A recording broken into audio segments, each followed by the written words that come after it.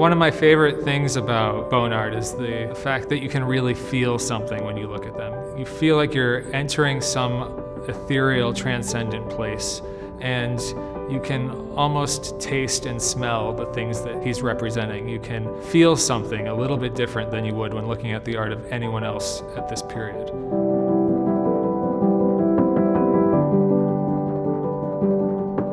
We're quite lucky this season to have many great works by Bonnard in our day sale. The Nude from 1907 is quite extraordinary, painted against the backdrop of Fauvism, which has really taken hold of the Parisian art scene. Meanwhile, Bonnard is doing something quite different. We see something quite unusual in that Mart's legs are cropped at the bottom of the painting, and something that artists were toying with a little bit at this time, as photography is freshly really impacting the way that they see images and composition.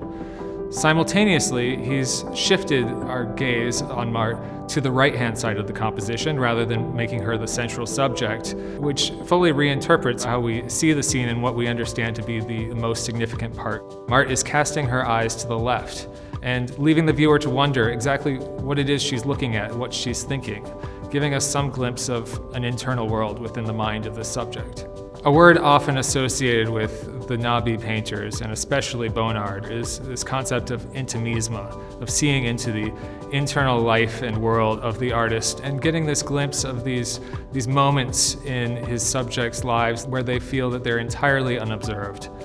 Also painted in 1907, we see this whimsical image of Mart at a table with her dog. This is both a still life composition at its center, but also a very intimate scene of a commonplace activity that would happen on a daily basis in the household of Bonnard and his lover. In both of these works, we see this perfect example of Bonnard at his best, his obsession with finding a way of representing the very personal and intimate lives of his subjects.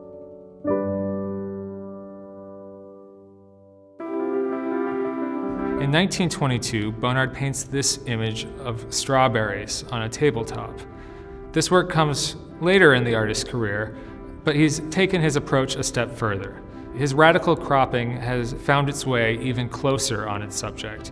Now we lose our sense of place a bit as we see these strawberries against a flat plane of white. Simultaneously, we see Bonnard taking his explorations of color even further. We see a sense of sunlight cascading upon these strawberries, and it almost gives us the sense of smell and taste, as if we can experience these other dimensions of what the artist has immediate access to.